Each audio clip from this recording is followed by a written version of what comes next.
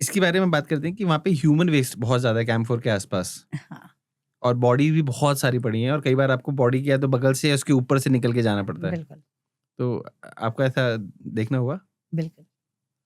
और कुछ बॉडीज़ तो ऐसी हैं जिनकी सूट भी फट चुके हैं और जी, पता नहीं कितने सालों से पड़ी हुई हैं वहाँ जी, पे। इनफैक्ट ऐसा भी बताते हैं कि कुछ बॉडीज़ के हिसाब से रूट बनाए जाते हैं कि वहाँ पे बिल्कुल। वो एक बॉडी होगी उसके जी, बगल से आपको वहाँ ऐसे-ऐसे बिल्कुल, निकलना है। बिल्कुल, तो वो हैं। और आप बोल रहे थे डर तो नहीं लगता या कुछ नहीं, तो रात के शायद ढाई बज रहे थे, ढाई 3 बज रहे होंगे, पूरा अंधेरा था और मेरा शेरपा इतनी देर में मेरे को समझ चुका था शायद, तो वो टॉर्च से मुझे ऐसे दिखाता कि मैडम, तो हमने कहा क्या है? बोले उधर देखो, वहाँ एक डेड बॉडी पड़ी थी, जो कि वो टॉर्च से नहीं दिखाता तो मुझे नहीं दिखती, वो मुझे जानबूझ के दिखा रहा है। तो मैंने कहा ये समझ गया कि मैम को कुछ नहीं होने वाला, तो वो मुझे दिखा रहा कि वहाँ जो रूट के लिए होती हैं वो बॉडी थी, जो कि साउथ समिट के बाद थी।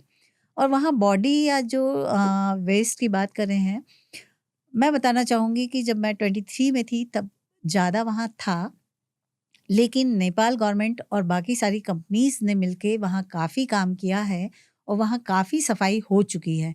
जो वीडियोज़ आ रहे हैं या फ़ोटोग्राफ्स आ रहे हैं वो काफ़ी पुराने हैं और वहाँ ये वेस्ट होने का कारण भी है क्योंकि वहाँ टेम्परेचर है माइनस में, -20, -30 और हवाएँ इतनी तेज़ चलती हैं कि आपका अगर ग्लव्स गिरा है नीचे और अगर आपने 5 मिनट लगा दिए हैं तो वो वहीं चिपक जाएगा नीचे, क्योंकि ग्लव्स गरम था, बर्फ पिघली और वो तुरंत ही जम गई और हवा जो चली उसके ऊपर तुरंत ही उस पे लेयर आ गई। तो आप उसको निकालना या रिकवर करना या सफाई करना बहुत मुश्किल काम है।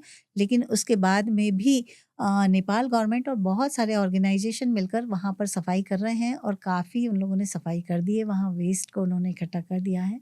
लेकिन वहाँ से लेकर आना भी उतनी ही मुश्किल काम है क्योंकि एवरेस्ट जो है अपने शिखर पे पहुँचने के लिए 8 से 10 दिन देता है, बाकी मौसम बहुत ख़राब रहता है। तो उन सब सामान को लाना भी मुश्किल काम है, इसलिए भी वहाँ पर वेस्ट इकट्ठा हो रहा है। लेकिन अभी ड्रोन वगैरह की जो सर्विसेज़ चालू हुई हैं, उससे काफ़ी इस साल सफाई हुई है वहाँ पर। आपको जब खुद का जो वेस्ट होता है वो भी आपको खुद लेके आना पड़ता है जी। ना?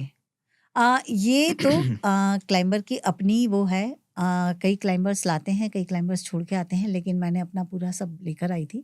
हम अपनी एक टॉफ़ी का रैपर भी है, तो अपने बैग में डालते हैं और बाकी भी जो वेस्ट है, वो हम पूरा पॉलीथीन में करके लेकर आए थे।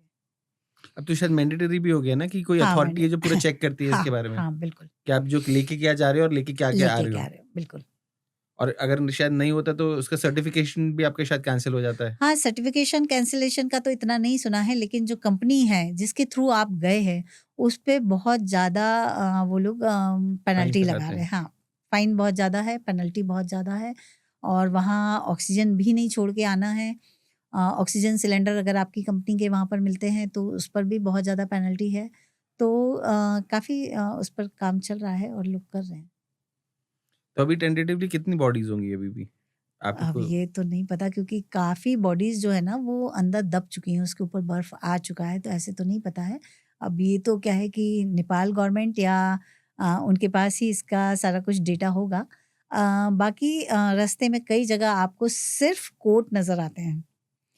तो तब मुझे नहीं पता था, तो मैंने अपने शेरपा से पूछा कि लोग ये अपने जैकेट्स यहाँ क्यों छोड़ जाते हैं? या ये इनके जूते यहाँ क्यों पड़े हैं? मुझे नहीं मालूम है कि अंदर पूरी बॉडी डेड बॉडी है जो हमको नहीं दिख रही, सिर्फ़ हमको थोड़ा-सा उसका हिस्सा जूते दिख का रहा है? पार्ट या फिर वो दिख रहा है और बाकी कुछ नहीं दिख रहा है। तो बाद में उन्होंने मुझे बताया कि ये कोई कपड़े नहीं थे, ये डेड बॉडीज़ हैं जो बार-बार स्नोफॉल और बर्फ़ से अंदर जा चुकी हैं, जिनको हम नहीं निकाल सकते।